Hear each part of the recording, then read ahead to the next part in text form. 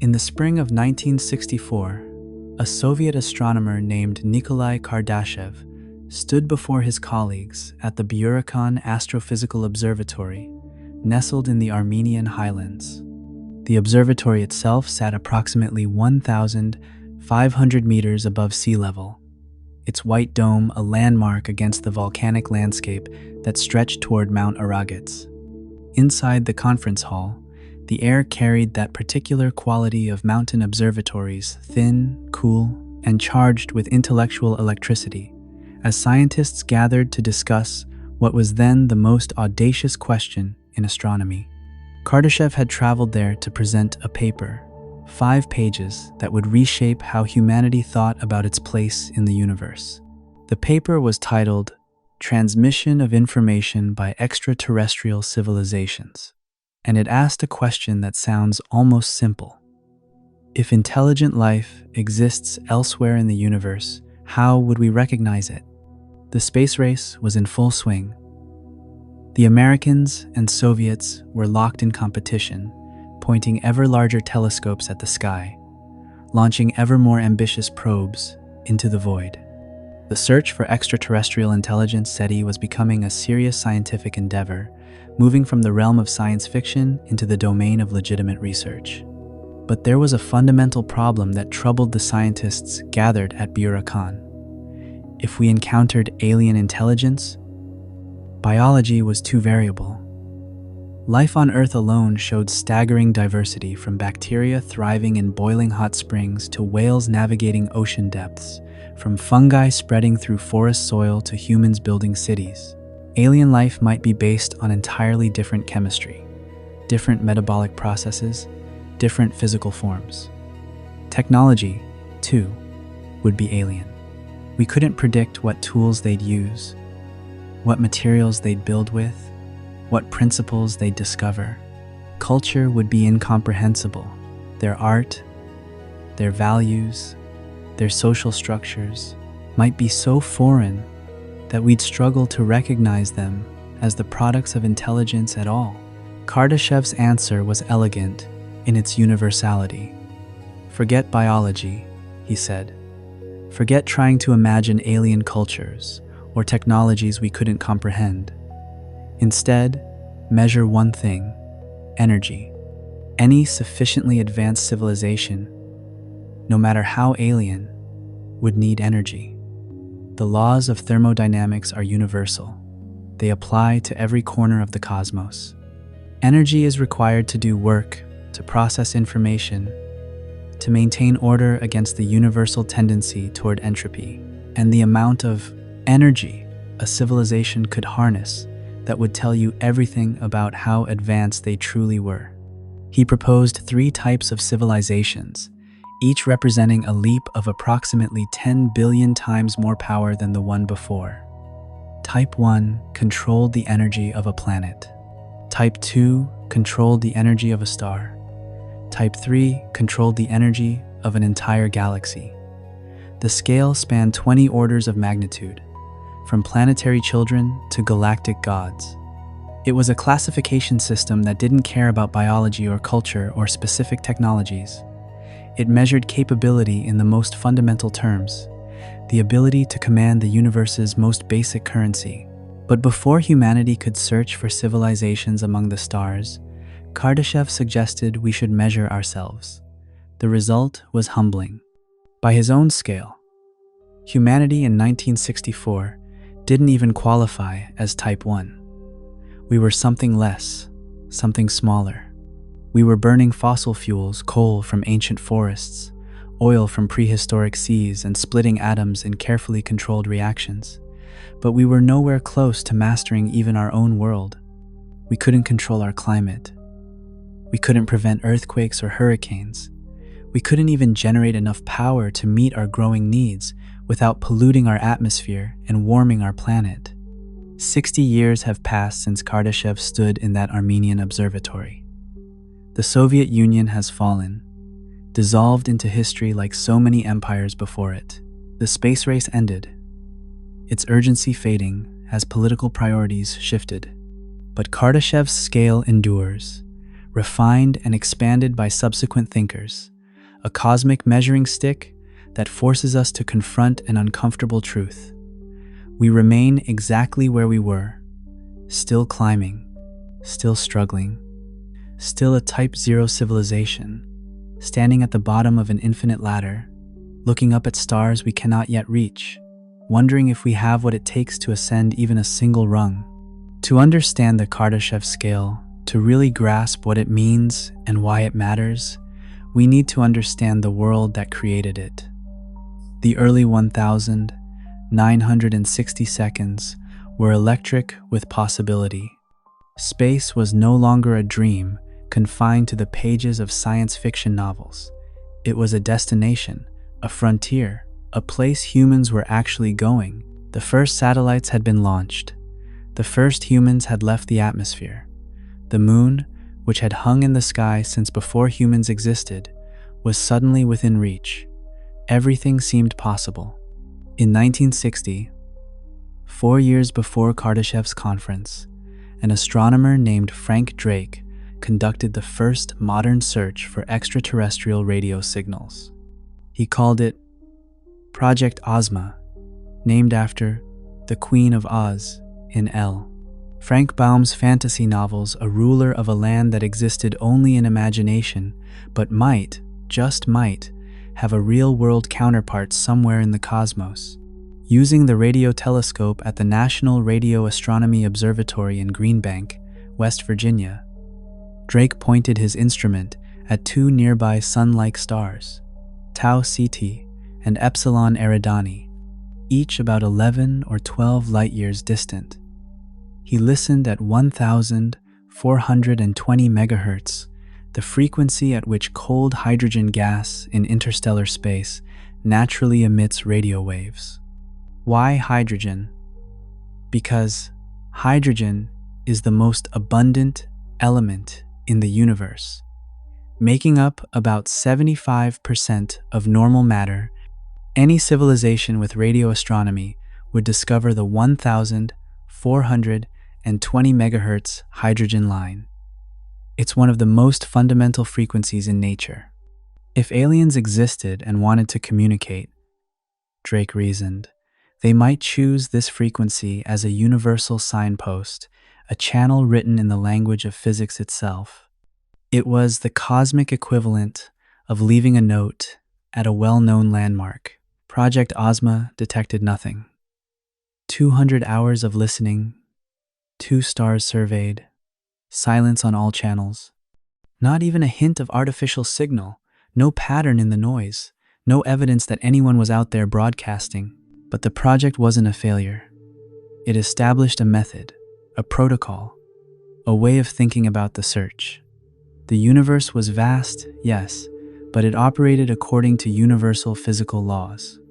Any civilization, anywhere, would need to work within those laws. Energy, Drake and his colleagues realized, was the common currency. Technology was just a way of converting energy into useful work. Whether that work was computation, communication, construction, or any other activity, the more energy you could command, the more you could accomplish. This was true for humans, and it would be true for any technological species anywhere in the universe. This was the intellectual climate when Nikolai Kardashev began developing his classification system. He wasn't just interested in finding aliens, though that was certainly part of his motivation. He was interested in understanding what technological advancement actually meant on a cosmic scale. What did it mean for a civilization to be advanced? How would you measure that in a way that didn't depend on specific technologies or cultural achievements that might be unique to Earth? Human civilization in the 1,960 seconds was consuming roughly 10 terawatts of power continuously. That's 10 trillion watts.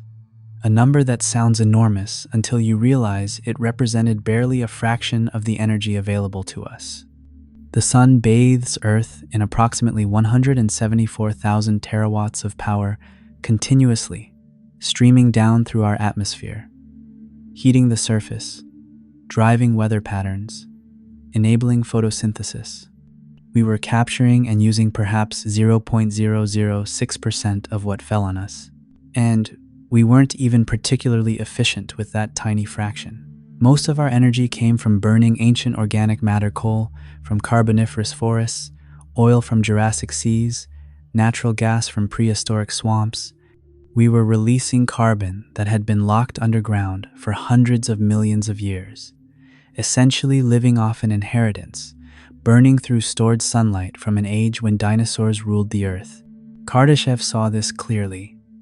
He proposed his scale not as a judgment but as a map, a way to chart the possible trajectory of technological civilizations.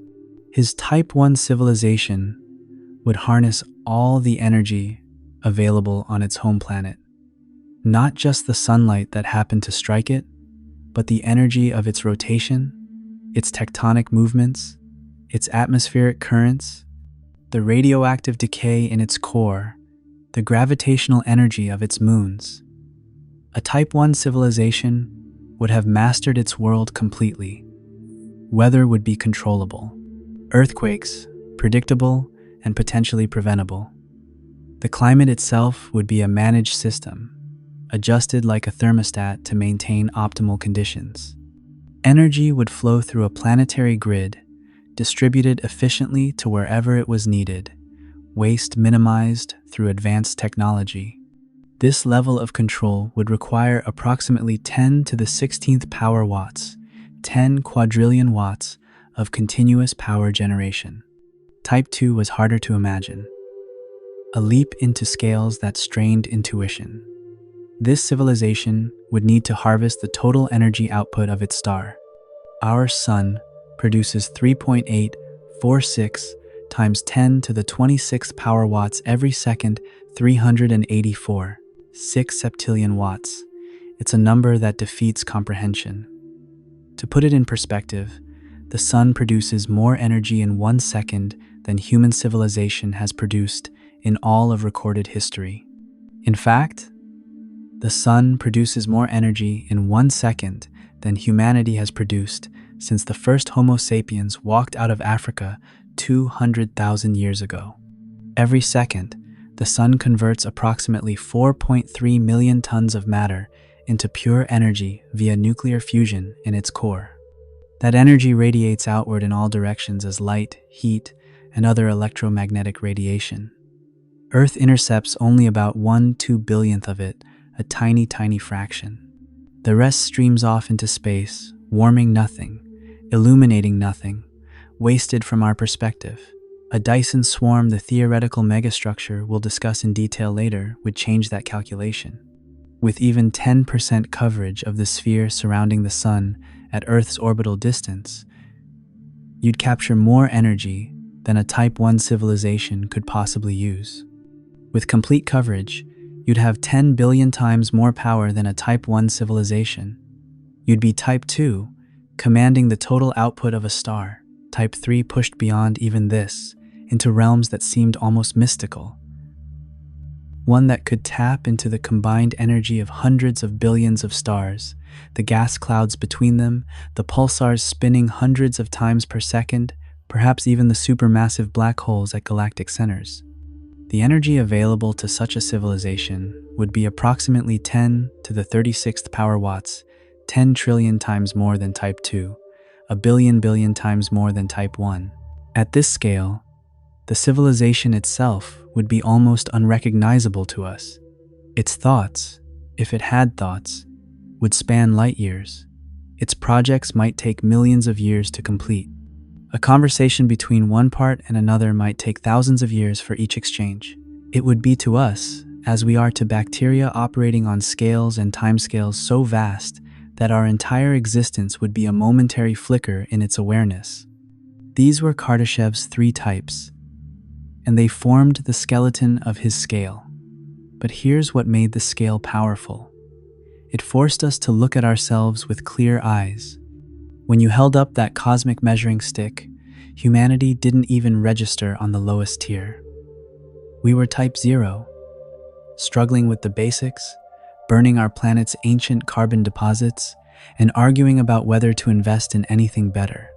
We were children playing with matches, clever enough to start fires but not yet wise enough to prevent them from burning down the house. It would take another mind, another astronomer, to fill in those uncomfortable spaces below Type 1 and give us a more precise measurement of our cosmic immaturity. In 1973, Carl Sagan encountered Kardashev's work and saw immediately both its brilliance and its limitation. Sagan was already famous. His book, The Cosmic Connection, was introducing millions of people to astronomy and the search for extraterrestrial intelligence. He had a gift for making complex ideas accessible, for finding the human meaning in abstract cosmic concepts. The gaps between types were so enormous, each one approximately 10 billion times more powerful than the last, that they didn't allow for useful gradations. A civilization that was halfway between Type 1 and Type 2 wasn't just twice as advanced, it was 100,000 times more advanced. If you were at the lower end of Type 2, you were fundamentally different from a civilization at the upper end of Type 2, yet the scale lumped you together. Sagan proposed a logarithmic formula to calculate intermediate values. The formula is elegant. K equals the logarithm base 10 of power consumption in watts minus 6, all divided by 10. Mathematically, K equals log 10p 6 divided by 10, where p is power in watts. This formula allowed for decimal precision. You could be type 0.7 or type 1.3 or type 2.8. Suddenly, the scale became not just a catalog of alien possibilities, but a tool for measuring human progress. We could track our advancement year by year, watching as we slowly, painfully slowly, climbed toward that first full rung. When Sagan applied his formula to 1,970 seconds, humanity, using our total energy consumption of approximately 10 terawatts, he calculated we were type 0.7 on the scale. Not type 1, not even close. Type 0.7. He called this phase technological adolescence, and he didn't mean it kindly. Adolescence, for Sagan, was the dangerous period when a civilization possessed powerful technologies, nuclear weapons capable of destroying cities, industrial chemistry that could poison ecosystems, genetic tools that could alter life itself but lacked the wisdom to use them safely. We could destroy ourselves easily, but we couldn't yet save ourselves. We were smart enough to split the atom, but not wise enough to prevent atomic war. We could alter the atmosphere through industry, but not control the consequences.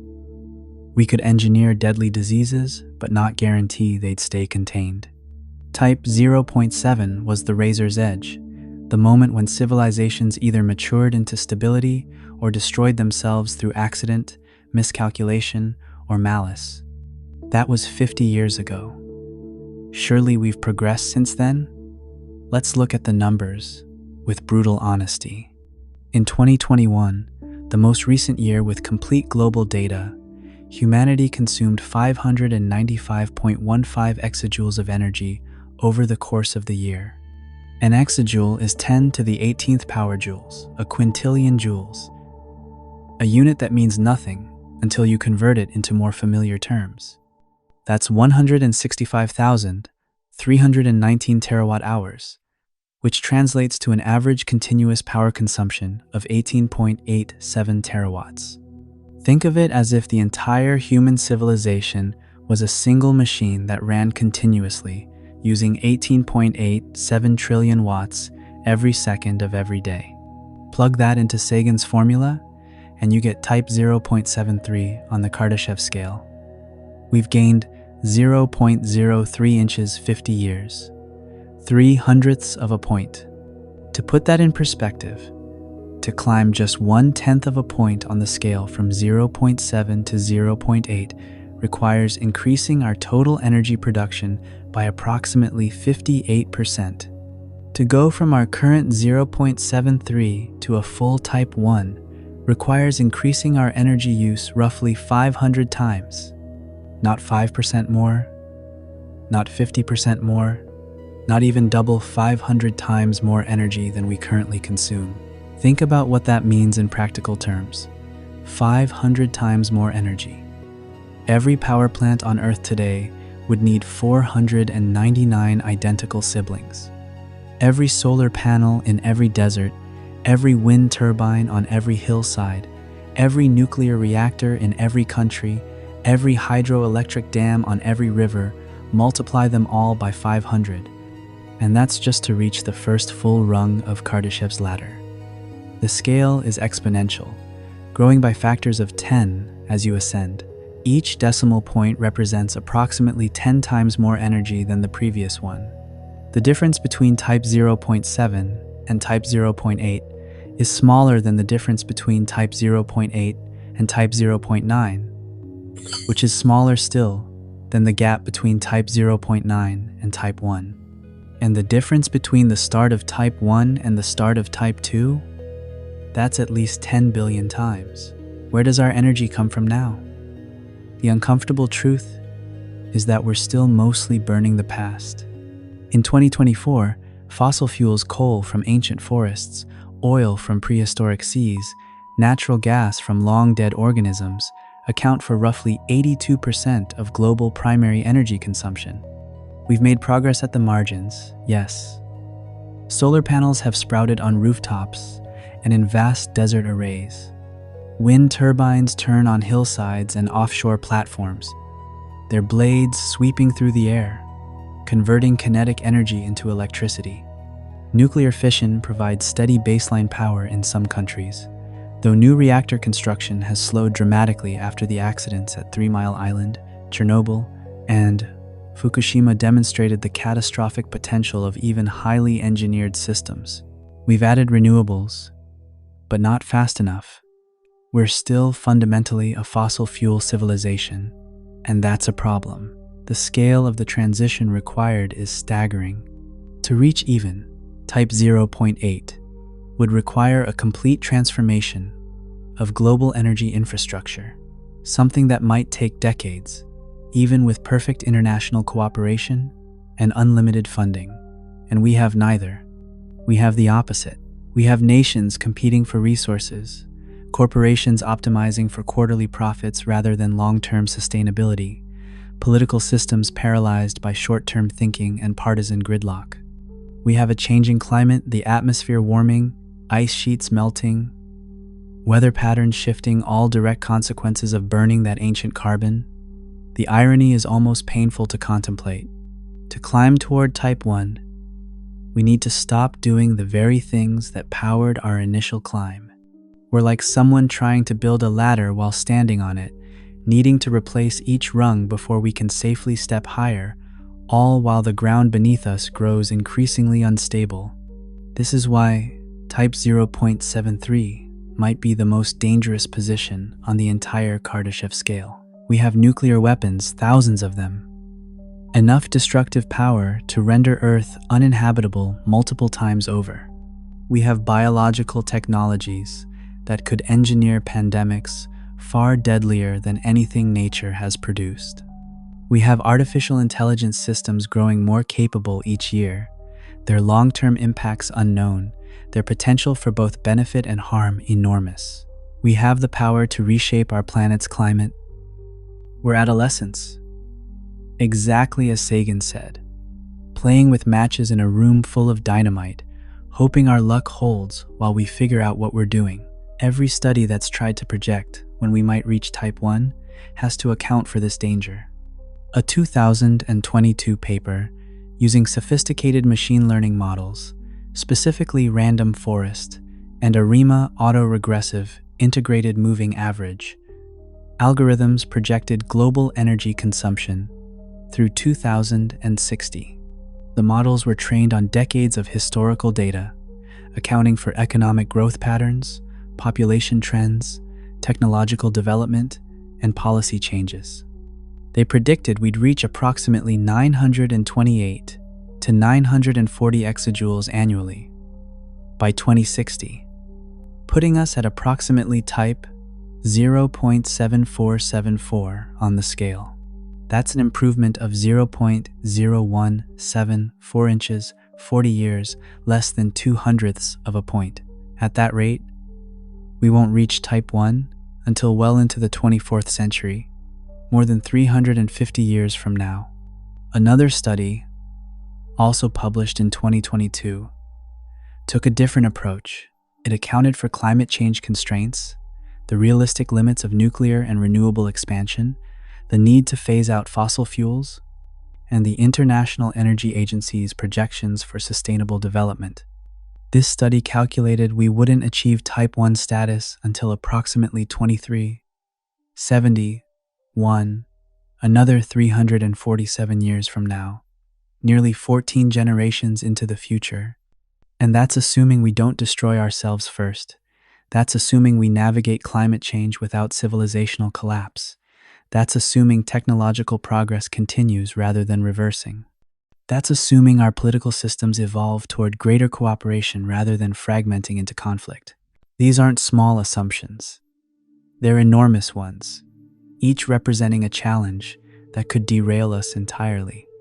The physicist Michio Kaku has suggested that the transition from type 0 to type 1 is likely the great filter that explains why we don't see alien civilizations everywhere.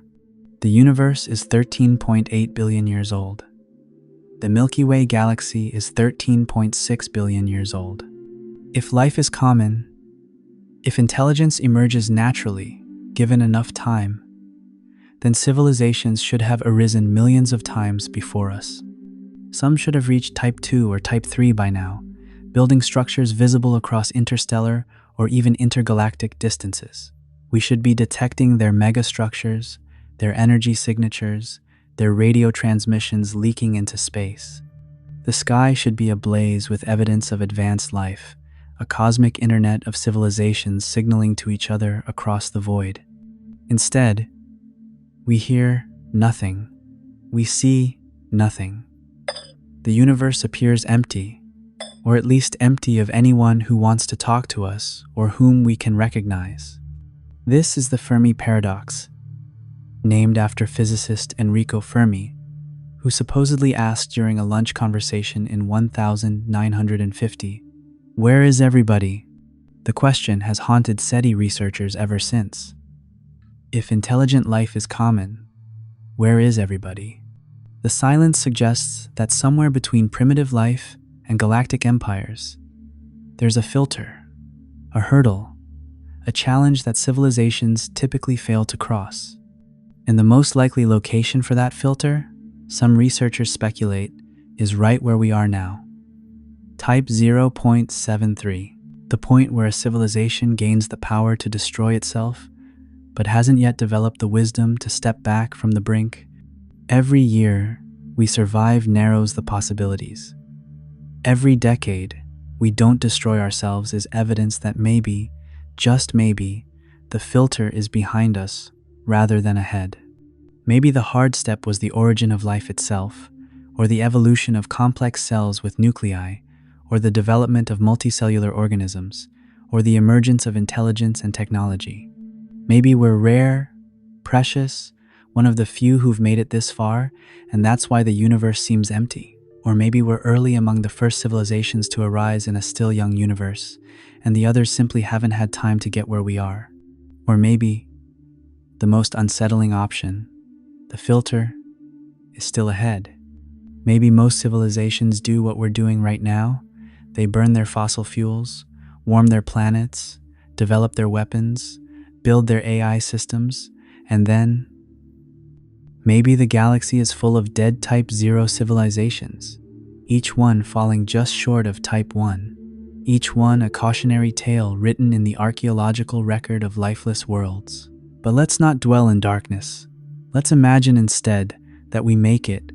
Let's imagine humanity survives its technological adolescence, navigates the climate crisis, achieves something resembling global cooperation, and climbs steadily toward that first full rung. What would a Type 1 civilization actually look like? What does planetary mastery really mean? Imagine waking up in the year 2350. You're still human. Genetic engineering and medical advances have extended healthy lifespans considerably, perhaps to 120 or 150 years. But you're recognizably the same species that emerged from Africa hundreds of thousands of years ago. You live on Earth. Though Earth has changed in ways your ancestors from 2024 would find almost magical, the result of conscious planetary management rather than accidental alteration. The atmosphere has been stabilized. Carbon dioxide levels brought back down from their dangerous 21st century peaks through a century-long effort involving massive reforestation, ocean fertilization with iron to stimulate plankton growth, and direct air capture technology that pulls CO2 from the atmosphere and either stores it underground or converts it into useful products. The climate still shifts with the seasons. Earth still tilts on its axis, still orbits the sun in its elliptical path, but the dangerous feedback loops have been broken. The methane wasn't allowed to escape from thawing permafrost. The ice sheets were stabilized before they could collapse completely. The Amazon wasn't allowed to flip from rainforest to savanna. Hurricanes are rare now. Their energy bled off by orbital mirrors that can redirect a few percentage points of sunlight away from forming storm systems. These mirrors, positioned at the Earth-Sun L1 Lagrange point, can be adjusted to shade-specific regions, preventing the ocean surface from heating to hurricane-generating temperatures. Droughts are managed through massive desalination plants powered by fusion reactors, fresh water piped inland through continental-scale infrastructure.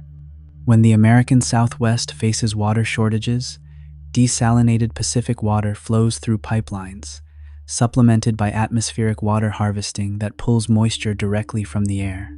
No region goes thirsty. No crops fail for lack of water. Energy is everywhere and nearly free, at least at the point of consumption. Fusion plants dot every continent, their clean plasma reactions producing gigawatts of electricity without greenhouse gases or long-lived radioactive waste. The breakthrough came in the 2080 seconds, after decades of false starts and incremental progress. The ITER project in France, that international collaboration begun in the early 21st century, proved the concept was viable. Its first plasma tests in the 2030 seconds demonstrated that fusion could work, that you could heat hydrogen isotopes to 150 million degrees Celsius, hold them in magnetic bottles, and extract more energy than you put in. But it took another generation to make fusion economically practical, to develop materials that could withstand the intense neutron flux, to perfect the superconducting magnets, to engineer the breeding blankets that would produce tritium fuel from lithium. Now, tokamak reactors the size of small buildings produce gigawatts of power continuously. Their design refined through decades of operation. They're supplemented by renewable sources that early 21st century people would recognize but barely understand the scale of. Solar panels, yes, but also atmospheric energy collectors that harvest the electrical potential between ground and ionosphere, essentially tapping into the planet's own electrical field that exists because of solar radiation and cosmic rays. These collectors stand like towers, their conductive cables reaching high into the atmosphere, converting the natural voltage gradient into usable current. Geothermal plants drill down 15 or 20 kilometers, far deeper than was possible in 2024, reaching down to magma chambers and extracting heat from Earth's mantle directly. The technology to drill that deep took decades to develop, requiring new materials that could withstand temperatures exceeding 500 degrees Celsius and pressures of thousands of atmospheres. But now, geothermal plants can be built almost anywhere. You don't need to be near tectonic boundaries. You just need to drill deep enough. The planet's rotation is used two tidal generators in every major strait and channel, their turbines turned by the moon's gravitational pull on the oceans. The Gulf Stream, the Kuroshio Current, the Antarctic Circumpolar Current All have generators that extract a tiny fraction of their kinetic energy without significantly disrupting the ocean circulation patterns. The total power available to humanity, approximately 16 petawatts, that's 16,000 terawatts, roughly 850 times what we consumed in 2024. All of it clean, all of it sustainable, all of it managed through a global energy grid that can shift power from day side to night side, from summer hemisphere to winter hemisphere, from regions of surplus to regions of need. This is Type 1. Complete planetary energy mastery. But Type 1 isn't just about power generation. It's about control. About the ability to manage planetary systems the way you might manage the climate in your house. Weather systems are monitored constantly by satellite networks that make early 21st century forecasting look like reading tea leaves. Thousands of sensors on the ground, in the oceans, in the atmosphere, in orbit, all feeding data into predictive models that can forecast with extraordinary accuracy. Hurricanes can be steered away from populated areas by creating high-pressure systems in their path or dissipated before they intensify by cooling the ocean surface beneath them. Tornadoes are still difficult to control because they form so quickly, but the populations at risk receive warnings hours in advance rather than minutes, and buildings are constructed to survive even EF5 tornadoes. Droughts are predicted years in advance, giving time to shift agricultural production to regions with better water availability. Volcanic eruptions, well, those still can't be prevented, and attempting to do so might cause more harm than good, but they're predicted with enough accuracy that evacuations are orderly and complete. The sensors detect the movement of magma underground, the swelling of volcanic edifices, the changes in gas emissions. When Yellowstone's supervolcano shows signs of reawakening in 2287, the evacuation of the western United States is completed over 6 months, minimizing panic and loss of life. Earthquakes are forecast through networks of deep sensors that detect the stress building in tectonic plates, measuring the strain before it releases in a quake. The big ones still happen. You can't stop continental plates from moving, but cities are built to survive them, and populations are warned days or weeks in advance. Agriculture has been transformed in ways that would astonish 21st century farmers. Vertical farms in every major city produce vegetables and grains year-round under LED lights, precisely tuned for optimal photosynthesis. These aren't small operations, they're skyscrapers devoted to food production. Humidity. A single vertical farm can produce as much food as thousands of hectares of traditional farmland, using a fraction of the water, producing no agricultural runoff, requiring no pesticides because the environment is controlled. Lab-grown meat has replaced animal agriculture almost entirely, eliminating the enormous energy cost and environmental damage of raising livestock. The process has been perfected. The texture, the flavor, the nutritional content are indistinguishable from traditional meat, but it's grown from cell cultures in bioreactors, never requiring an animal to be slaughtered. The oceans are farmed carefully. Aquaculture in coastal zones, producing fish and shellfish sustainably with careful attention to wild population management. Deserts have been reclaimed in some places through massive solar-powered desalination and irrigation projects. The Sahara blooms again in certain zones, as it did during the African humid period thousands of years ago when the Earth's axial tilt was slightly different.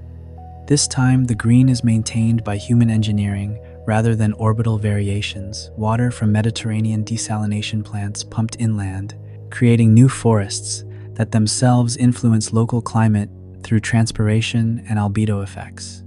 Population has stabilized around 11 billion people, each one living at a standard that would qualify as wealthy by early 21st century measures. The demographic transition is complete. Birth rates have fallen as education and opportunity expanded, as women gained equal status worldwide, as child mortality dropped to near zero. The global population peaked around 2095 at 11.3 billion and has been slowly declining since, as each generation chooses to have slightly fewer than replacement-level children on average. Energy is abundant enough that basic needs food, water, shelter, climate control, internet access, education, healthcare are essentially free, provided as a right of existence rather than something you must earn. This isn't because of political ideology alone. It's because the energy cost of providing these things has become trivial when you have 16 petawatts to work with. Work has shifted toward creative and intellectual pursuits. Automation handling most physical labor and routine cognitive tasks. Manufacturing is almost entirely automated factories run by AI and robots that can produce anything from clothing to electronics to furniture with minimal human oversight. Transportation is similar: self-driving vehicles, automated shipping, drone delivery. The human role in the economy has shifted to design, research, art, education, care work, the things that humans are uniquely good at or that humans uniquely value doing. Education is lifelong and universal, people learning new skills and exploring new fields throughout their extended lifespans. Medical care is predictive and personalized. Your genome sequenced at birth, your health monitored continuously through biosensors, diseases caught and treated before they can take hold. This is the optimistic vision of Type 1, a planetary civilization that has learned to live in balance with its world while commanding enormous power. A civilization that has solved the coordination problems that plagued Type 0, that has moved beyond narrow nationalism toward a sense of species-level identity. A civilization where the question, "What country are you from?" has become as quaint as asking, "What village are you from?" might have been in 1964. Local cultures haven't vanished, they haven't at all, but they exist within a framework of planetary citizenship and shared destiny. You might identify as Kenyan or Korean, but you're also fundamentally, inescapably Earthling. But getting to Type 1 requires more than just technology. The engineering challenges are enormous, yes, but they pale in comparison to the political and social evolution required. Consider what must change over the next 3 centuries. Energy systems need to transform completely. The trillions of dollars invested in carbon-based infrastructure become stranded assets. The nations whose wealth comes from oil exports, Saudi Arabia, Russia, Venezuela, Norway, need to find new economic foundations. The industries built around extracting and refining fossil fuels need to reinvent themselves completely or fade away. This isn't just an engineering problem. It's a political and economic earthquake affecting millions of jobs, entire regional economies, global power structures. Political systems need to evolve toward cooperation. Climate change is a global problem, requiring global solutions. Energy infrastructure spans continents and oceans. Fusion fuel supplies need to be managed globally. You can't build a Type 1 civilization while nations compete destructively for resources and threaten each other with weapons. At some point, probably gradually over centuries, sovereignty must become nested. Local governments handling local issues, regional bodies managing regional infrastructure, continental organizations coordinating large-scale systems, and yes, some form of planetary authority coordinating climate, energy distribution, and long-term planning. This doesn't mean a monolithic world government crushing all diversity. It means something more like a federal system scaled to planetary-level unity in the things that require unity, diversity in everything else. Economic systems need to shift from growth at all costs towards sustainability and sufficiency. The 20th century economic model assumed infinite growth on a finite planet, extracting resources faster each year, externalizing environmental costs, treating the atmosphere as a free dumping ground for waste. That model breaks as you approach Type 1. When you're managing a planet's entire energy budget, you can't ignore limits anymore. The economy must become circular materials recycled, waste minimized, energy flowing through closed loops. Prosperity becomes measured not by GDP growth, but by quality of life, health, education, cultural richness, environmental stability, human flourishing. This requires rethinking capitalism itself, or at least severely modifying it, recognizing that some things, like atmospheric stability, are prerequisites for all economic activity and cannot be sacrificed for short-term profit. Population must stabilize, and fortunately, this seems to be happening naturally. You can't have infinite population growth on a finite planet, even with fusion energy and vertical farms. The good news is that population growth naturally slows as societies develop. Wealthy, educated populations have fewer children not because of coercion, but because of choice. Women with education and opportunities choose to have smaller families.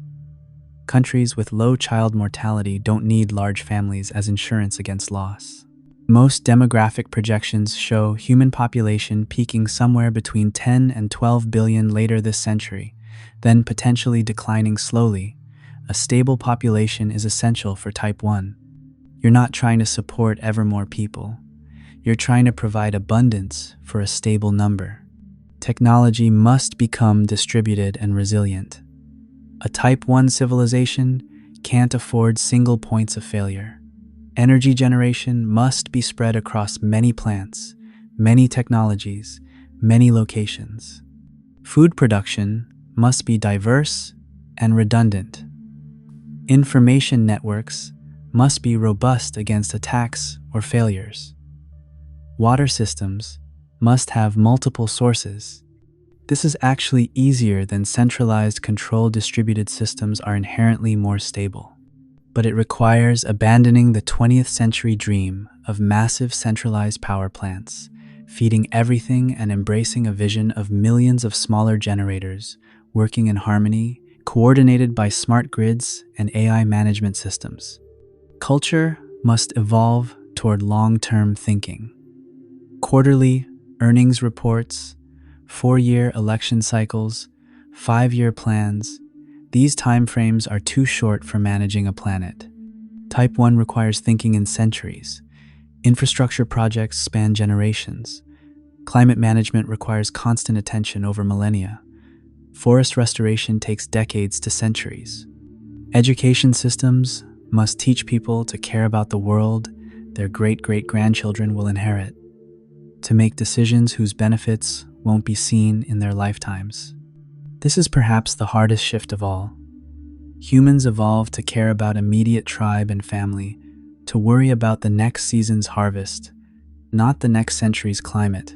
Expanding our circle of care to include people not yet born, species not yet named, futures we'll never see. This requires cultural evolution that may take as long as the technological changes. Can we do it? The timeline suggests we have between 2 and 4 centuries to make this transition, assuming we don't destroy ourselves first. That's 8 to 16 generations. Enough time, possibly. If each generation makes progress on multiple fronts simultaneously, developing fusion energy while deploying renewables, building international cooperation while managing conflicts, transforming economies while minimizing disruption, educating populations while preserving diversity, stabilizing climate while adapting to changes already underway. It's not impossible. Humanity has accomplished extraordinary things when motivated. We went from the Wright brothers' first flight at Kitty Hawk to Neil Armstrong walking on the moon in just 66 years. We developed vaccines that saved hundreds of millions of lives. We built the internet, connecting billions of people. We sequenced the human genome. But Type 1 is just the first full rung on Kardashev's ladder. What does a civilization look like when it commands not just a world, but a star? In 1960, 4 years before Kardashev presented his scale, a physicist named Freeman Dyson published a short paper in the journal Science titled Search for Artificial Stellar Sources of Infrared Radiation. Dyson wasn't thinking about classification systems for civilizations. he was thinking about thermodynamics and the inevitable logic of energy consumption. If a technological civilization continues to grow, and growth was assumed to be natural, almost inevitable, in the optimistic 1,960 seconds, it will eventually need more energy than its home planet can provide. Where would it turn? The obvious answer was its star, but capturing a significant fraction of a star's output would require engineering on a scale that seemed almost absurd, something out of pulp science fiction rather than serious physics. You'd need to surround the star somehow to intercept the photons streaming away in all directions, converting starlight into useful energy. Dyson imagined a swarm of orbiting structures, satellites, habitats, solar collectors gradually forming a shell around the star. Not a solid shell, which he recognized would be physically impossible. This is what became known as a Dyson sphere. Though Dyson himself preferred the term Dyson swarm precisely because a solid sphere was impossible, the distinction matters. A solid shell surrounding a star would be torn apart by gravitational stresses. Even if you could build it, you'd have the problem of gravitational equilibrium. A shell around the sun would be in perfect gravitational balance. The sun's gravity pulls equally in all directions, so the forces cancel out. That means the shell wouldn't naturally maintain its position. Any slight perturbation, a small push, an asymmetric solar wind, would cause it to drift, eventually colliding with the sunday. You'd need active position-keeping systems continuously firing to maintain stability, and the energy cost would be staggering. But a swarm could work. Picture millions or billions of independent structures, each in a stable orbit around the star, together forming a shell at the orbital distance of a planet, perhaps at 1 astronomical unit, the distance from Earth to the sunday. Each individual satellite would be in a natural orbit, held in place by the balance of gravitational attraction inward and centrifugal force outward, the same physics that keeps Earth orbiting the sunday. The satellites wouldn't collide because they'd be in different orbital planes, or at different distances, or moving at different speeds. Together, they'd capture an enormous percentage of the sun's total output. A Dyson swarm at 1 astronomical unit 93 million miles from the sun would have a total surface area of approximately 2.72 times 10 to the 17th power square kilometers. That's about 600 million times the surface area of Earth. If you could panel even a fraction of that area with solar collectors, you'd capture energy beyond comprehension. Our sun produces 3.846 times 10 to the 26th power watts continuously. That's 384.6 septillion watts. Every second, the sun converts 4 million tons of matter into pure energy via nuclear fusion in its core, hydrogen atoms fusing into helium. The mass difference converted to energy according to Einstein's equation. That energy radiates outward as light, heat, X-rays, ultraviolet, infrared electromagnetic radiation across the spectrum. Earth intercepts only about 1/2 billionth of it. A Dyson swarm would change that calculation. With even 10% coverage, you'd capture more energy than a Type 1 civilization could use. With complete coverage, you'd have 10 billion times more power than Type 1. You'd be Type 2. Building such a thing would require resources that dwarf anything humanity has attempted. You need to build millions of solar satellites, each one potentially the size of a small country or continent, all orbiting at 1 astronomical unit from the sunday. Where do you get the materials? You can't use Earth. Dismantling your home planet defeats the purpose. The obvious choice is Mercury, the innermost planet. Mercury is small, dense, and metal-rich. Its diameter is only 4,879 kilometers, about 38% of Earth's diameter. Its mass is 3.3 times 10 to the 23rd power kilograms, substantial, but manageable. Its surface is approximately 71% metal by mass, mostly iron and nickel, with substantial amounts of other useful elements. Mercury is also close to the Sun, which means abundant solar energy for industrial processes and low escape velocity, making it relatively easy to lift material off the surface. But mining Mercury is just the beginning of the challenge. You need to process raw ore into refined materials, manufacture components, and assemble the satellites. Doing this by hand would take not just millions of years, but billions. The only practical approach is automation with exponential growth. Self-replicating robots. The concept is sometimes called von Neumann machines, after mathematician John von Neumann, who proved theoretically that self-replicating machines are possible. These robots would land on Mercury's surface, use solar power to run smelters and fabrication plants, extract minerals, refine them, and manufacture copies of themselves. Each generation of robots builds the next generation, exponentially increasing your workforce. One robot becomes two, two become four, four become eight, doubling every manufacturing cycle. Depending on how long each replication takes, estimates range from days to months.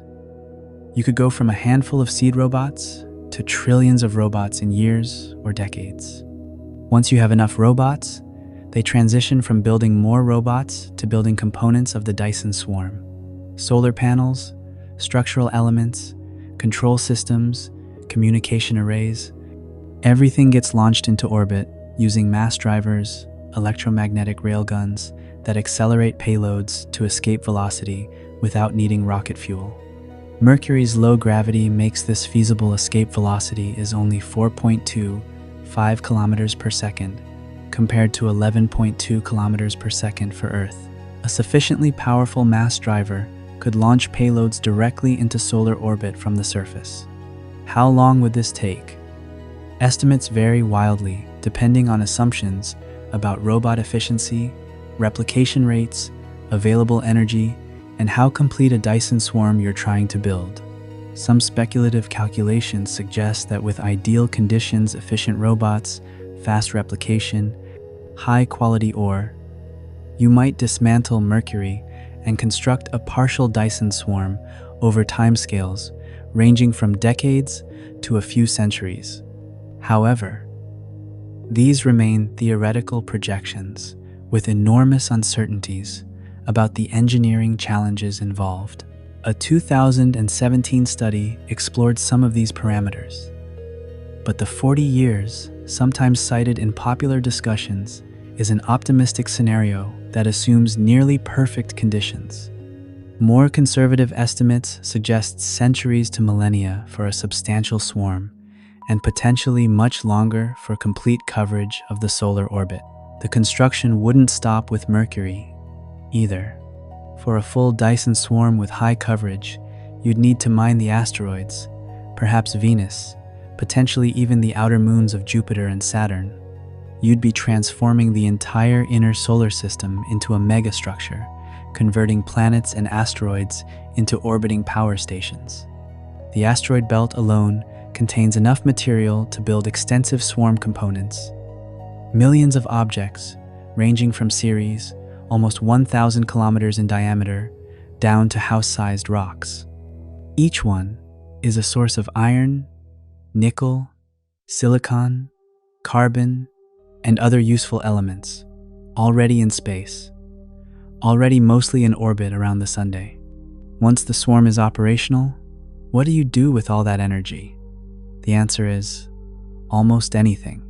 A Type 2 civilization operates on a completely different scale than Type 1. With 10 billion times more power available, constraints that limited Type 1 vanish. You can terraform planets casually as side projects that occupy a tiny fraction of your energy budget. Mars becomes simple. Direct a fraction of 1% of your energy toward it. Use orbital mirrors to melt the polar ice caps, thicken the atmosphere with the released CO2, warm the surface, introduce water from the outer solar system if needed, seed it with engineered organisms that can survive the harsh conditions and gradually transform them, and wait a few centuries. It's not a primary focus. It's a hobby project.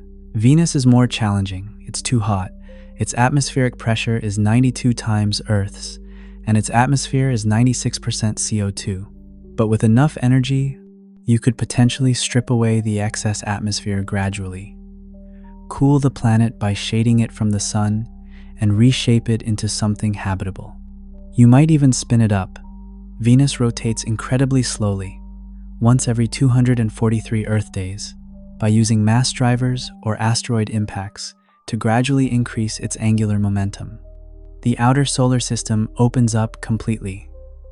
The moons of Jupiter Europa, with its subsurface ocean of liquid water beneath an ice shell, Ganymede with its own magnetic field, Callisto with its ancient cratered surface, Io with its violent volcanism could all be colonized or transformed. Saturn's moon Titan, with its lakes of liquid methane and thick nitrogen atmosphere, could be warmed enough to make its surface more hospitable. You could build artificial habitats, massive rotating cylinders in space, each one the size of a small country, spin gravity on the interior surface, mimicking Earth normal, self-contained ecosystems with atmospheres and rivers and forests and cities. The designs for such habitats were worked out in the 1,970 seconds by physicist Gerard O'Neill and his students at Princeton. The O'Neill cylinder is a rotating habitat typically imagined as being 32 kilometers long and 8 kilometers in diameter, though the size could vary. The cylinder rotates to create artificial gravity on the interior surface. Spin it at the right rate, and centrifugal force creates what feels like normal Earth gravity to the inhabitants. The interior would have alternating strips of land and windows, the windows allowing sunlight in either directly from the sun or reflected by mirrors, the land supporting cities, farms, forests, whatever the inhabitants wanted. A single O'Neill cylinder could house millions of people. A Type 2 civilization could build thousands or millions of them. Population potential becomes almost unlimited. Not truly infinite, nothing is infinite, but so large that the constraints become theoretical rather than practical. Each square kilometer of Dyson swarm surface could support habitats for thousands or millions of people, depending on how efficiently you stack and design them. With 10 to the 17th power square kilometers available, and allowing for substantial amounts of space left for industrial use, energy collection, and transportation, you could potentially house trillions upon trillions of humans, or post-humans, or whatever we've become by then. The solar system would be full of life, billions of habitats orbiting at 1 AU, plus colonies on every major planet and moon, plus ships traveling constantly between them, carrying people and goods and ideas. Communication across this civilization would be fascinating. Light takes about 8 minutes to travel from the sun to Earth, 16 minutes for a round trip. That's the best case scenario if you're on opposite sides of the sun from each other, double it. For habitats in the inner system, you'd have real-time conversations with a delay measured in minutes. For settlements on Mars, the delay is between 3 and 22 minutes depending on orbital positions. For the Jupiter system, 35 to 52 minutes. For Saturn, over an hour. This isn't instantaneous communication, but it's manageable. You could have back and forth conversations with anyone within a few light minutes, delayed conversations with anyone further away. Automated systems would handle most coordination AI agents making routine decisions, humans stepping in for major choices that required judgment. The civilization would feel unified despite spanning billions of kilometers. You'd share culture, technology, history, art, news from Earth would reach Jupiter's moons in under an hour. A scientific discovery could propagate through the entire system in an afternoon. The sense of connection might actually be stronger than in Type 1 Earth, because travel would be common. With abundant energy, spacecraft acceleration is limited mainly by human tolerance. You could reach Mars in weeks rather than months, Jupiter in a few months rather than years. People would move between habitats routinely, carrying ideas and genes and memes, preventing the genetic and cultural isolation that might otherwise fragment humanity across the solar system. But there's a cost to Type 2 that doesn't get discussed much: visibility. A Dyson swarm absorbs visible light from the star and re-radiates it as waste heat in the infrared. This is inevitable. The second law of thermodynamics says that any time you use energy to do useful work, some fraction gets converted to heat. From a distance, a star with a Dyson swarm would appear dimmer in visible wavelengths and brighter in infrared. The exact signature would depend on the temperature of the swarm. Hotter surfaces radiate more in near infrared, cooler surfaces in far infrared, but the general pattern would be distinctive. A star too bright in infrared for its visible brightness. This is actually how we might detect Type 2 civilizations elsewhere in the galaxy. Astronomers have conducted surveys looking for exactly this signature stars that emit more infrared radiation than expected for their spectral type.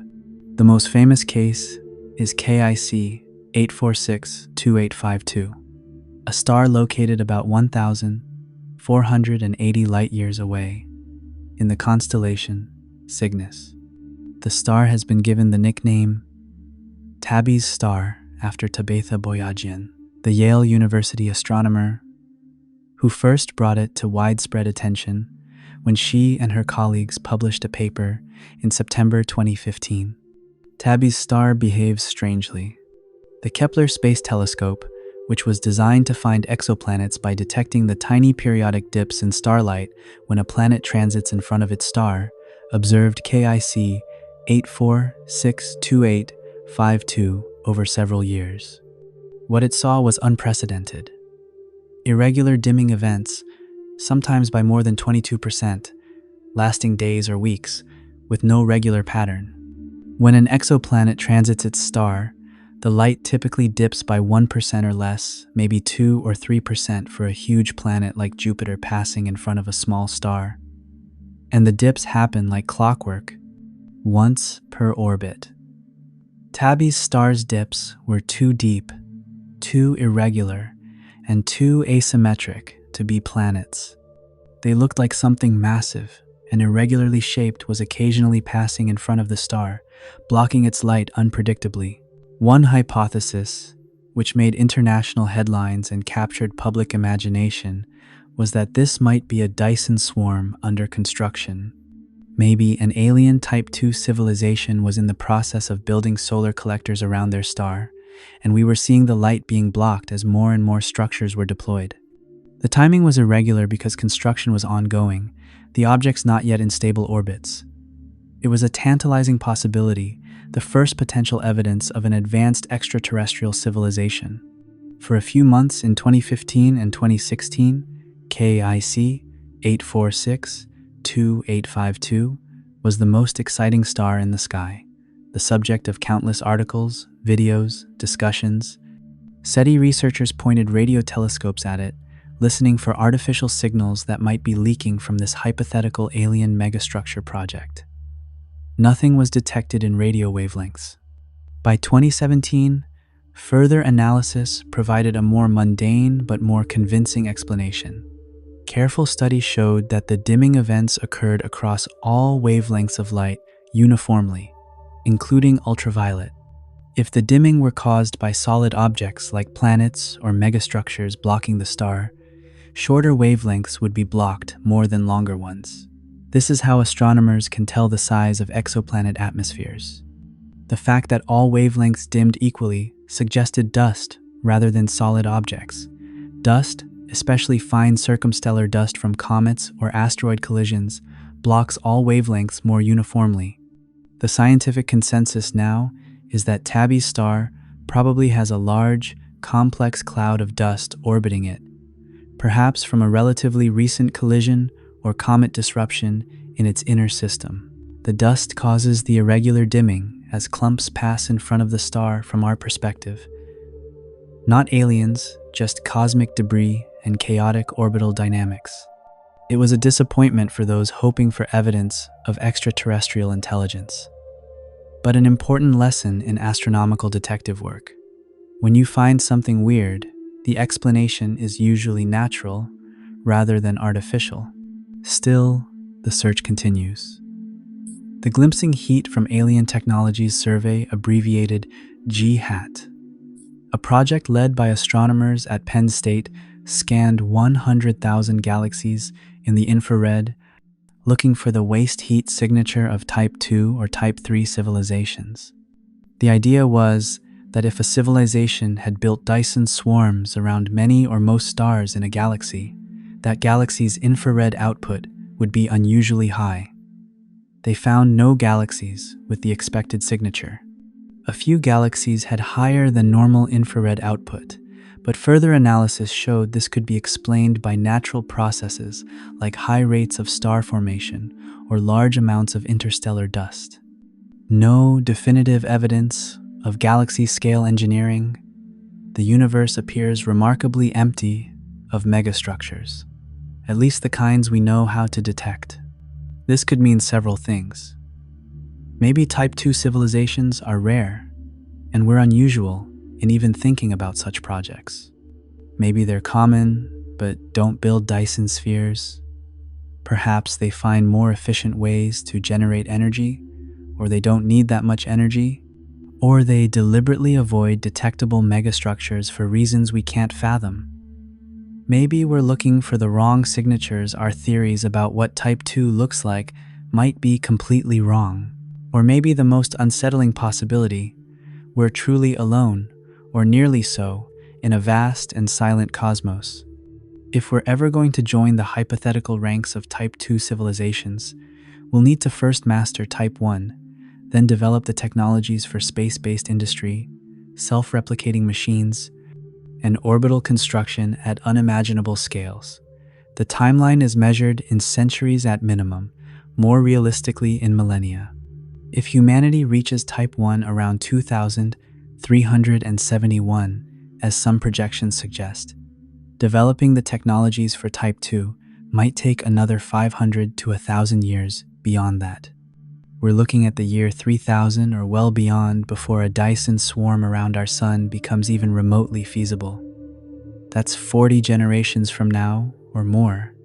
Everyone alive today will be dust. Their children will be dust. Their children's children's children's children's children will be dust. And still the project might only be beginning its earliest phases. But let's imagine it happens.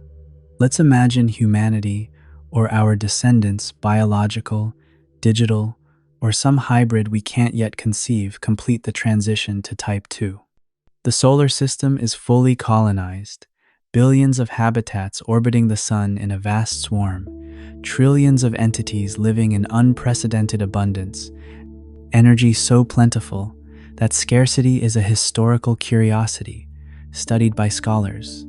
Resources are so abundant that poverty is something that happened to primitive civilizations long ago. What then? Do we stop? Do we settle into some kind of equilibrium, content with our solar empire, living out eternity within the bounds of our home system? Or do we look outward again, toward the stars that are still points of light in our sky, toward the next impossible goal? What does a Type 3 civilization even mean? To understand Type 3, we need to think bigger, much, much bigger. Our sun is one star among approximately 200 to 400 billion stars in the Milky Way galaxy. The exact count is uncertain. Many stars are too dim to detect directly, and our view is obscured by dust lanes, but current estimates put the number somewhere in that range. The galaxy itself is about 100,000 light-years across. A spiral of stars and gas and darkness rotating slowly around a supermassive black hole in its center. That central black hole, Sagittarius A*, has a mass of about 4 million times the Sun's mass, compressed into a region smaller than Mercury's orbit. The total luminosity of the Milky Way, the combined light output of all those hundreds of billions of stars, is approximately 4 times 10 to the 37th power watts. That's the energy budget of a Type 3 civilization. 10 times more than Type 2. 100 billion times more than Type 1. a billion times what humanity consumes today. To harness that much energy, you'd need to build Dyson swarms, not around one star, but around most or all stars in the galaxy. You'd need to spread across 100,000 light years, colonizing millions or billions of star systems, each one transformed into a managed solar empire, all connected by some vast network of communication and trade. Kardashev defined Type 3 as a civilization capable of harnessing the energy available in an entire galaxy, not just one star, but every star. The pulsars spinning hundreds of times per second, their magnetic fields generating intense beams of radiation as they rotate. The neutron stars, stellar corpses so dense that a sugar cube-sized chunk would weigh more than 1 billion tons. The black holes, both the stellar mass ones formed from collapsed massive stars and the supermassive ones lurking at galactic centers, their gravity so intense that nothing, not even light, can escape once past the event horizon. Even the diffuse gas clouds between stars, the nebulae where new stars are being born from collapsing hydrogen, could potentially be harvested for hydrogen fuel. What does such a civilization look like? Honestly, we have no idea. Not really. The gap between Type 2 and Type 3 is so vast that analogy breaks down and imagination fails. A Type 2 civilization is impressive but still comprehensible. We can picture it: orbital habitats, transformed planets, swarms of satellites, ships moving between worlds. It's familiar territory, just bigger. But Type 3 operates on scales where the speed of light becomes not just a limit, but a fundamental constraint that shapes the entire civilization's structure and nature. The Milky Way is 100,000 light years across. A signal sent from one side of the galaxy takes 100,000 years to reach the other side. A civilization spanning that distance can't function as a unified entity the way we understand unity. There's no central government receiving reports from outlying colonies and sending back instructions. By the time your instructions arrive, 100,000 years have passed. The colony that sent the request has risen and fallen. Languages have evolved into mutual unintelligibility. The original problem has been solved, forgotten, or become irrelevant. The people who sent the message are dead, their children are dead, their children's children's children are dead, going back 4,000 generations. A Type 3 civilization would necessarily be radically decentralized. Each solar system, each cluster of stars, would operate autonomously, making its own decisions, managing its own affairs, connected to the larger whole by slow information exchange and shared culture, but not by real-time governance. You might think of it less as a single civilization and more as a galactic ecosystem, billions of independent Type 2 civilizations, each managing their local star system, all loosely affiliated through ancient agreements, transmitted wisdom, shared history, and perhaps occasional trade when goods can be transported that merit journeys lasting thousands of years.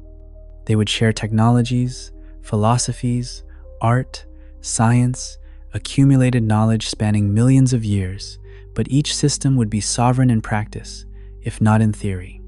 Or perhaps consciousness itself changes at Type 3.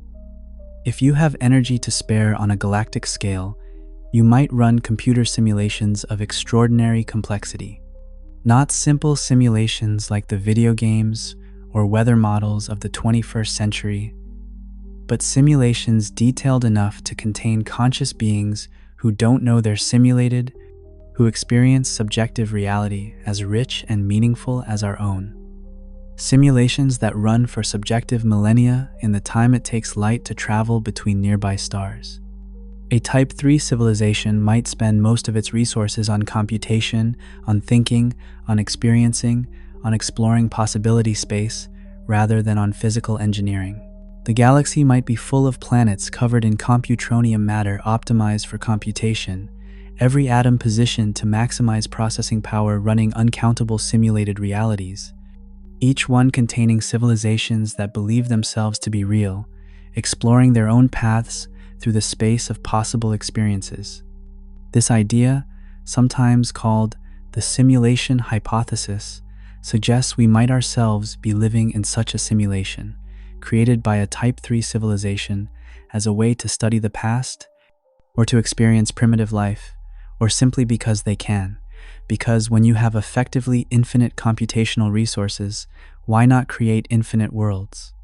It's unprovable by design. If the simulation is perfect, it's indistinguishable from reality, and the distinction becomes philosophical rather than empirical. But it's worth considering, because it highlights how alien Type 3 might be. A civilization with that much computational power could create realities, could explore every possible path through history, could run experiments on consciousness and society and physics. They would be, from our perspective, effectively omniscient and omnipotent within their domain. They would be gods by any meaningful definition. How would such a civilization expand? Slowly, by human standards, because nothing escapes the speed limit of causality. The Milky Way is 100,000 light-years across, and nothing travels faster than light. That faster-than-light communication would violate causality and create logical paradoxes. You'd still need to physically send ships, or probes, or data, or something to new star systems. At 10% of light speed, which would require enormous energy and advanced propulsion systems, far beyond anything we have or can imagine building, crossing the galaxy takes 1,000,000 years.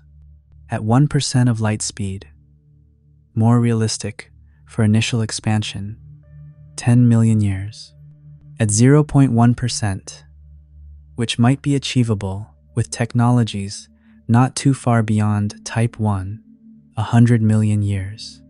A Type 3 civilization might take tens or hundreds of millions of years to fully colonize a galaxy, sending waves of self-replicating probes outward from their origin point, each probe traveling for centuries or millennia to reach a new star system, each probe establishing a new colony or outpost, each colony eventually sending out more probes in a slow explosion of life and intelligence spreading through the spiral arms. The colonization would look like a wavefront expanding from the origin, moving at some fraction of light speed, limited by the time it takes to build new probes and launch them, leaving behind fully developed Type 2 civilizations around each star. Would they build Dyson spheres around every star? Maybe. It's the obvious solution if you want to maximize energy collection. But maybe they'd find more efficient approaches. Black holes, for instance, can convert mass to energy more efficiently than stars. A process called the Penrose process, named after physicist Roger Penrose, who described it in 1969, allows you to extract rotational energy from a spinning black hole. You drop matter into the black hole's ergosphere, the region just outside the event horizon, where space-time itself is dragged around with the black hole's rotation, and if you do it correctly, you can extract energy from the black hole's spin, slowing it down over millions of years. The theoretical efficiency can approach 29% of the mass energy conversion, far better than the 0.7% efficiency of nuclear fusion in stars like the Sun. A Type 3 civilization might prefer to cluster around the supermassive black hole at the galaxy's center, extracting its rotational energy while also using the intense gravitational field for other purposes, perhaps as a gravitational slingshot for interstellar travel or as a natural gravitational lens for astronomical observations, or even as a power source for exotic physics experiments. Sagittarius A**, the Milky Way's central black hole, masses about 4 million solar masses and is likely spinning rapidly. The energy available from its rotation would be enormous, potentially enough to power billions of advanced civilizations for billions of years. Or perhaps they'd manipulate the galaxy itself in ways we can't imagine. A sufficiently advanced civilization could potentially move stars using stellar engines, megastructures that use a star's own light to propel it slowly through space. One design, called a Shkadov thruster, uses a giant mirror positioned near a star to reflect light preferentially in one direction, creating thrust through photon pressure. The acceleration is tiny, perhaps 1 micrometer per second squared, but applied over millions of years, it could move a star across the galaxy. Over tens or hundreds of millions of years, you could rearrange the galaxy into a more efficient configuration, clustering stars for easier travel, perhaps even building artificial galaxy-scale structures that don't exist in nature. At this scale, the question of motivation becomes deeply strange. What does a Type 3 civilization want? What are its goals? If it has goals in any sense we'd recognize. Survival, presumably, but it's already virtually immortal, spread across a galaxy, immune to any catastrophe short of a gamma-ray burst from a nearby supernova, and even that would only sterilize a small region. Knowledge, perhaps, but after millions of years of existence, having explored billions of star systems, having run simulations of every imaginable scenario, what's left to learn? Art? Maybe creating beauty on galactic scales, sculpting stars into patterns visible across intergalactic space, breeding nebulae in chosen colors, orchestrating the dance of a billion worlds. Or maybe the goal is simply to continue, to exist, to experience, to think. Maybe consciousness at that scale has desires we can't fathom, goals that wouldn't make sense to us any more than our goals would make sense to bacteria. The search for Type 3 civilizations has focused on technosignatures visible across interstellar distances. The most obvious would be the infrared excess we discussed. A galaxy where a significant fraction of stars have Dyson spheres would glow abnormally brightly in infrared compared to visible light, its waste heat visible across intergalactic space. The GHAT survey scanned 100,000 galaxies for exactly this signature. The survey used the Wide Field Infrared Survey Explorer, WISE, satellite data, which mapped the entire sky in infrared. If there were Type 3 civilizations out there, building Dyson swarms around most of their stars, WISE should have detected dozens or hundreds of galaxies with unusual infrared signatures. They found none. Not a single galaxy, with the profile suggesting widespread megastructure construction. Either Type 3 civilizations don't exist in the local universe, or they don't build the kinds of megastructures we expect, or we're not recognizing the signatures properly. Another possibility is that Type 3 civilizations transcend physical reality entirely. If you have enough computational power, and Type 3 would have computational resources beyond imagination, you can simulate any experience, any universe, any reality you want. Why bother with the physical galaxy, with its speed of light, delays, and entropy and risk of supernovae, when you can create perfect digital paradises? Upload your consciousness into the computronium, run yourself at 1,000,000 times normal speed, and live subjective eternities while barely any time passes in the physical world. This is sometimes called the transcension hypothesis, the idea that advanced civilizations turn inward, away from physical expansion and manipulation, toward digital perfection and simulated existence. If true, the galaxy might be full of Type 3 civilizations, but they're all inside, running simulations of happier universes, ignoring the cold physics of stars and space and time, having transcended the need for physical reality. But Kardashev's scale doesn't end at Type 3. That was his limit. True planetary, stellar, galactic. Those were the 3 types he defined in 1964. But later thinkers, following the logical progression, have extended the scale upward into territories that make Type 3 look provincial. What comes after galactic mastery? The answer, theoretical and speculative as it is, involves scales that break our intuitions completely. Type 4 is not Kardashev's creation. It was added later by scientists and science fiction authors playing with the implications of the scale, extending it to its logical extremes. If Type 3 harnesses a galaxy's energy, Type 4 harnesses the energy of multiple galaxies. A galaxy cluster, a supercluster, or, in the most ambitious interpretation, the entire observable universe. We're talking about approximately 10 to the 46th power watts or more, 10 billion times beyond Type 3. At this scale, the very concepts we use to think about civilization start breaking down into incoherence. A galaxy cluster is a gravitationally bound group of galaxies. The Milky Way is part of the local group, which contains about 80 galaxies within a few million light-years. Small galaxies like the Large and Small Magellanic Clouds that orbit the Milky Way, larger spirals like Andromeda, various dwarf galaxies scattered through the region. That's a small cluster.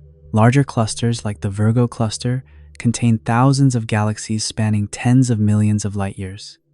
Superclusters are even larger groups of galaxy clusters, loosely bound together by gravity. The Milky Way sits within the Laniakea supercluster, which contains about 100,000 galaxies and spans roughly 520 million light-years. A Type 4 civilization would command the energy of all those galaxies, all those trillions of stars. It would need to coordinate across distances so vast that light takes hundreds of millions of years to cross them. At these scales, causality itself becomes an insurmountable barrier. A Type 4 civilization would either need to be patient beyond any human conception of patience, willing to wait hundreds of millions of years for a plan to unfold, for messages to cross the distances, for feedback to arrive. Or it would need to transcend time itself somehow, existing outside our normal space-time in a way that our physics doesn't currently allow. This is where the concept starts feeling less like science and more like theology. A Type 4 civilization would have energy and timescales that make it effectively omnipotent from our perspective. Could it manipulate dark energy, the mysterious force that's accelerating the universe's expansion? Could it access parallel universes or pocket universes if such things exist in our multiverse? Could it reach back through time, altering the past in self-consistent loops? Could it manipulate the fundamental constants of physics, the speed of light, the strength of gravity, the mass of the electron changing the rules that govern reality itself? At this level, we're not talking about technology anymore. Not in any sense we'd recognize. We're talking about something that might as well be divine, possessing capabilities that would seem like miracles or magic to anyone at a lower type. And then there's Type 5. The theoretical maximum, proposed mostly as a thought experiment to see how far the scale can be pushed. A Type 5 civilization would harness the energy of multiple universes, the entire multiverse, if such a thing exists. We have no confirmed evidence that other universes exist.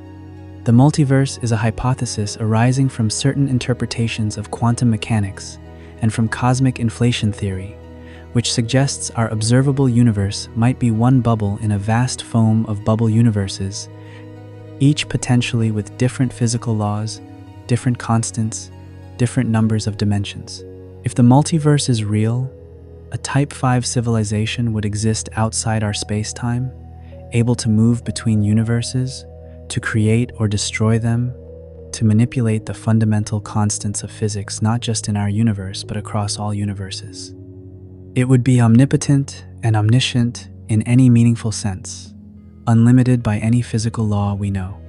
It would be indistinguishable from what most religions throughout human history would call God, a being of infinite power, operating beyond the rules that constrain everything else. Should we take Types 4 and 5 seriously? Probably not. At least not as practical possibilities we should expect to encounter or achieve. They're useful as thought experiments, as ways of thinking about the ultimate limits of intelligence and technology, as exercises in imagination. But they're so far beyond anything we can verify, or even properly conceptualize, that they edge into philosophy and metaphysics rather than science. The original three types, planetary, stellar, galactic, are at least theoretically possible given known physics. Nothing in our understanding of thermodynamics or general relativity prevents a civilization from building Dyson swarms or colonizing a galaxy, given enough time and resources. Types 4 and 5 venture into territory where physics itself might break down, where our theories no longer apply, where speculation becomes untethered from empirical reality. There's another extension worth mentioning, though, one that goes in the opposite direction on the scale. In 1998, cosmologist John Barrow proposed what he called the microdimensional scale, which measures a civilization's ability to manipulate matter at smaller and smaller scales, rather than larger and larger ones. It's an inversion of Kardashev. Instead of measuring how much energy you can harness, measure how precisely you can manipulate reality. Barrow's Type 1- civilization can manipulate objects at its own scale, building structures, mining resources, assembling and disassembling solids, reshaping the landscape. That's essentially where humanity is now. We can move mountains. Literally, we have excavators and explosives that can reshape terrain on large scales. Type 2- can manipulate genes, transplant organs, alter living organisms at the genetic level. We're entering that stage now with CRISPR gene editing, personalized medicine based on genomic analysis, synthetic biology that can design new organisms. Type 3- can manipulate molecules, creating new materials at the atomic level, arranging atoms precisely where you want them. Nanotechnology, when it arrives at the level of precision predicted by pioneers like Eric Drexler, will mark this stage. Type 4- manipulates individual atoms and creates artificial life at the cellular level.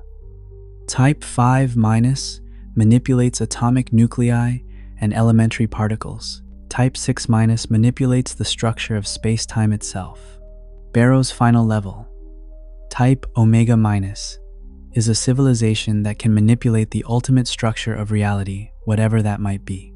Whether it's strings, quantum fields, information itself, or something we haven't discovered yet. Perhaps it can alter the fundamental constants of physics, change the laws that govern quantum mechanics or general relativity. Perhaps it can manipulate the quantum vacuum itself, the seething foam of virtual particles that fills supposedly empty space. Perhaps it can reach down to the Planck scale, 10 to the -35th power meters, where quantum effects and gravity merge and our current theories break down. At this level, the civilization would have complete mastery over physical reality within its domain. It could, in theory, create pocket universes with desired properties, design new laws of physics for those universes, perhaps even alter its own past, or communicate with other timelines if such things exist. What's interesting about Barrow's scale is that it might be more achievable than the upward extensions of Kardashev. Building a Dyson sphere requires stupendous amounts of energy, material resources measured in planetary masses, construction projects lasting centuries. Manipulating atoms requires precision but not necessarily vast resources. Nanotechnology, quantum computing, genetic engineering, these are technologies we're developing now, and they operate at smaller scales each decade. Maybe the real path to godlike power isn't building bigger megastructures, but thinking smaller, mastering the quantum realm. Maybe the most advanced civilizations aren't the ones that colonize galaxies, but the ones that master quantum mechanics so thoroughly they can manipulate reality itself from the atomic level up, creating whatever they want through precise rearrangement of matter and energy at the smallest scales. But these are all speculations, dreams and nightmares spun from the thinnest threads of possibility. The truth is that we don't know what advanced civilizations look like, if they exist at all, if they're even possible beyond Type 1. We've been listening for nearly 65 years, since Project Ozma in 1960, and we've heard nothing. The The galaxies show no signs of megastructure, construction, or galaxy-scale engineering. We appear to be alone, or at least alone among species capable of radio transmission and wasteful enough to leak detectable signals into space. Which brings us back, inevitably, to ourselves, to Earth, to Type 0.73, to the question that's been lurking beneath this entire exploration like a dark current. Can we make it? Can humanity climb even one full rung of Kardashev's ladder? Or will we join the hypothetical silent majority of civilizations that failed at Type 0, that never made it past their adolescence?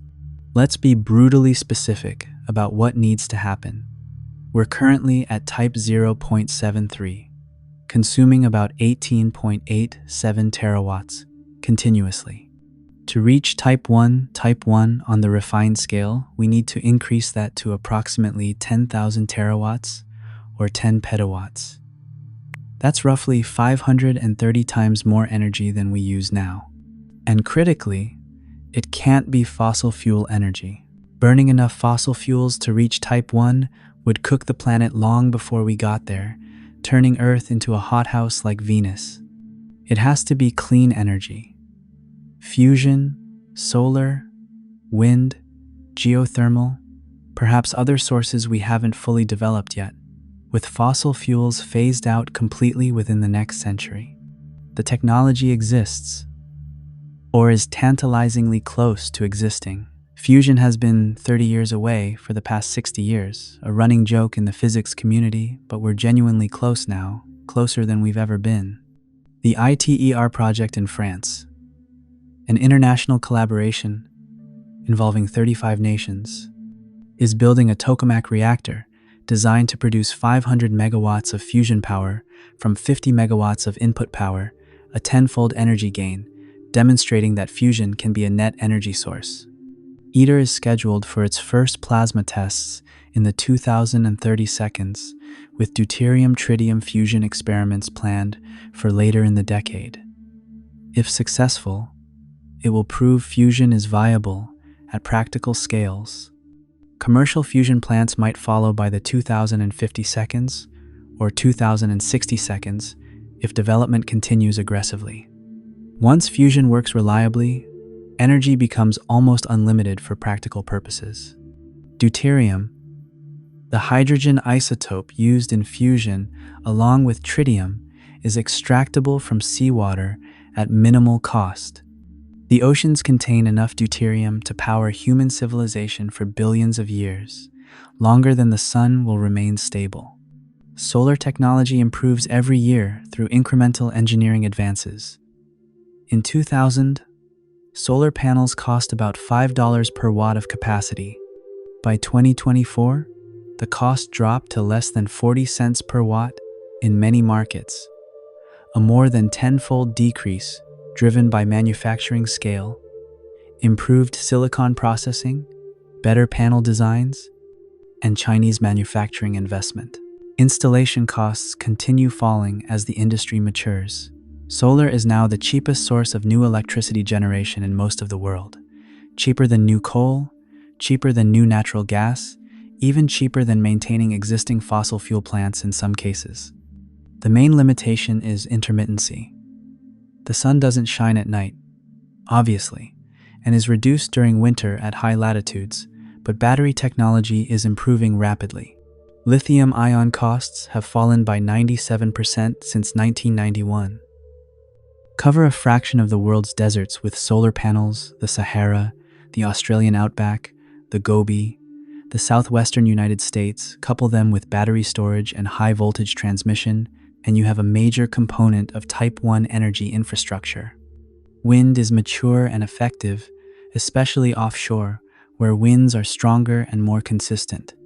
Offshore wind farms with turbines the size of skyscrapers are being built in the North Sea, off the coasts of China and the United States, generating gigawatts of power. Geothermal has enormous untapped potential. We're essentially sitting on a massive heat engine. The Earth's core is still hot from planetary formation 4.5 billion years ago, supplemented by ongoing radioactive decay of uranium, thorium, and potassium in the mantle. Deep geothermal drilling could access that heat almost anywhere, not just at tectonic boundaries where hot water naturally rises to the surface. Hydroelectric is largely maxed out in most developed countries.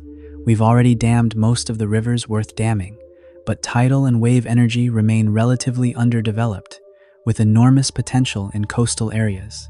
The technology is there, the physics works, the economics are increasingly favorable. What's missing is the will, the coordination, the political structures that could orchestrate a global energy transition. This is the hard part. Harder than any engineering challenge. Political coordination is the true bottleneck. The Paris Climate Agreement, signed in 2015 by 196 parties, was supposed to limit global warming to well below 2 degrees Celsius above pre-industrial levels, with efforts to limit it to 1.5 degrees. Most nations have failed to meet their commitments. Global carbon emissions are still rising, not falling. Coal plants are still being built, especially in developing nations trying to raise their standards of living and seeing fossil fuels as the fastest, cheapest path. Natural gas, cleaner than coal but still a fossil fuel, is marketed as a bridge fuel to renewables. But bridges are meant to be crossed, not lived on indefinitely. We're stuck halfway, burning fossil fuels because they're cheap and familiar, and because the infrastructure is already built, deploying renewables at the margins, but not fast enough to make a real difference in the timeline available. The 2022 study, using machine learning models, the random forest, and ARMA analysis, projected we'd reach only type 0.7474 by 2060, an increase of 0.0174 inches, 40 years. At that rate, another study, slightly more optimistic, suggested that if fusion becomes commercially practical and we transition aggressively to clean energy with strong international cooperation, we might reach type 0.77 by 2100. Still far from type 1, but at least moving decisively in the right direction. The pessimistic scenario, unfortunately plausible, is that we continue our current trajectory. Fossil fuel use remains high, climate change accelerates beyond manageable tipping points, and we experience serious disruptions, crop failures from heat and drought, resource wars over water and arable land that slow or even reverse progress. In that scenario, we might peak around type 0.8 and then collapse back down as infrastructure fails, populations decline, and civilization fragments. This is the great filter in action. It's not necessarily a single event, like nuclear war or a pandemic, though those risks are certainly real and present. It's a process, a gauntlet of challenges that civilizations must navigate successfully over centuries. Climate change, resource depletion, political fragmentation versus cooperation, growing inequality within and between nations, existential risks from emerging technologies, artificial intelligence that might surpass human control, synthetic biology that could engineer catastrophic pandemics, nanotechnology that might create self-replicating disasters. Each challenge is a hurdle. Each one can trip you, and they're not independent variables. They interact, cascade, compound. Climate change increases inequality and drives political fragmentation and migration. Political fragmentation makes it harder to coordinate on climate solutions and technology governance. Inequality fuels conflict and undermines social cohesion. Conflict distracts from long-term challenges. The risks compound geometrically, but so do the solutions, if we're wise enough to pursue them. Every solar panel installed reduces demand for fossil fuels and the emissions that come with them. Every fusion breakthrough brings clean, abundant energy closer. Every international agreement, however flawed and incomplete, builds the infrastructure for future cooperation and establishes norms. Every young person educated about climate and technology and systems thinking is a potential innovator, bridge builder, problem solver, survivor. Every choice to cooperate rather than defect, to think long-term rather than optimize for immediate gain, to invest in future flourishing rather than present consumption, these choices accumulate. The outcome isn't predetermined by physical law or historical inevitability. We're writing it now. All of us, through our choices and our actions and our inactions, through what we prioritize and what we neglect. Let's imagine one more time that we make the right choices more often than the wrong ones. That fusion works and deploys globally. That solar and wind and geothermal scale rapidly. That battery storage solves intermittency. That carbon capture technology matures and we pull down atmospheric CO2. That nations cooperate more than they compete. That we avoid nuclear war and catastrophic pandemics and rogue AI. That we navigate the filter successfully and emerge, battered but intact, into the clear air of Type 1. It's the year 2350. As we imagined earlier, Earth is stable, managed, beautiful in a way that combines natural processes with thoughtful stewardship. Energy is abundant. Population has stabilized. The scars of the early 21st century, the warming, the extinctions, the conflicts, the lost decades are healing, remembered but not paralyzing. We're Type 1. Now what? Now the choice is ours in a way it never has been before. Do we stay here, content with planetary mastery, living in balance with Earth for millions or billions of years? That's a legitimate choice. Type 1 is an extraordinary accomplishment, living sustainably on one world, ensuring that world remains habitable essentially indefinitely. That's no small thing. It represents wisdom and maturity and long-term thinking. We could stop here, pour our energies into art and science and philosophy and virtual worlds, send out probes to other stars to satisfy our curiosity, but never leave Earth ourselves. A mature Type 1 civilization. Or do we reach for Type 2? Do we look at the sun and see not just a source of warmth and light, but a resource, an energy reserve waiting to be tapped? Do we mine Mercury and the asteroids, build those self-replicating robots we discussed, deploy the first solar collectors in orbit, and begin the multi-century project of wrapping our star in a swarm? Do we colonize Mars and Europa and Titan, terraform worlds, build O'Neill cylinders in the black, fill the solar system with life and thought and diversity? Do we become a truly spacefaring species? Not just planetary, but interplanetary.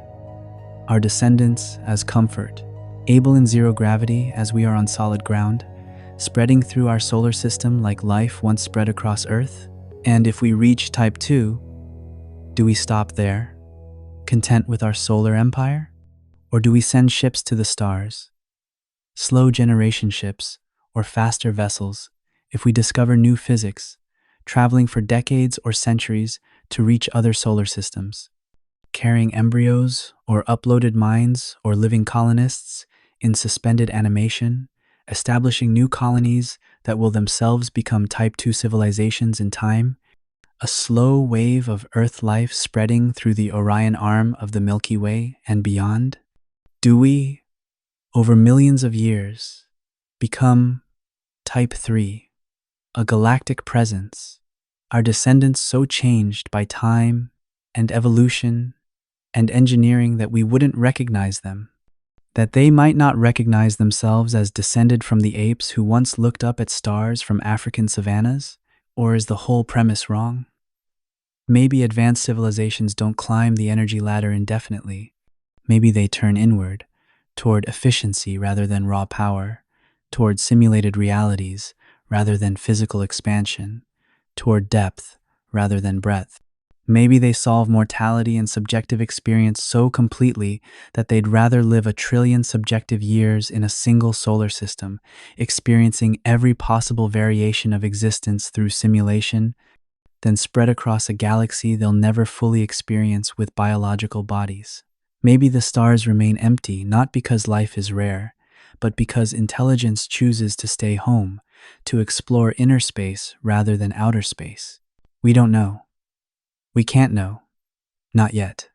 We're too early in our own development to predict our eventual path with confidence. We're the adolescents, Sagan described, dangerously armed, barely wise, standing at a crossroads. One path leads up the ladder, toward the stars, toward scales and challenges we can barely imagine. Another path leads to comfortable stability, planetary mastery without cosmic ambition. A third path leads to silence and darkness, the fate of every failed civilization, the unmarked grave of species that reached for greatness and fell short. Which path we take will be determined in the coming decades and centuries by choices we make now and choices our children and grandchildren will make. Every clean energy plant built, every international treaty signed, every conflict resolved peacefully, every forest preserved, every child educated about the cosmos and our place in it, these are steps on the path upward. Every failure, every backward step, every choice of short-term convenience over long-term sustainability, every moment of greed or tribalism or short-sightedness, these are steps toward the filter, toward the silence that might already have claimed countless civilizations across the universe. Kardashev gave us a mirror and a ladder. The mirror shows us where we are. Type 0.73, cosmic children, brilliant and reckless in equal measure, capable of both transcendent greatness and catastrophic self-destruction. The ladder shows us where we might go: planetary mastery, stellar command, galactic empire, perhaps even beyond, into realms we can barely conceptualize. But the ladder is steep. The rungs are far apart. The climb is dangerous, and many who start the climb never finish. The universe may be full of civilizations that reached our level and went no further, their radio signals fading into static, their planets going silent, their potential unfulfilled, their names unknown and unknowable across the vast gulf of space and time. We don't want to be one of them. We want to climb. We want to reach Type 1, at least.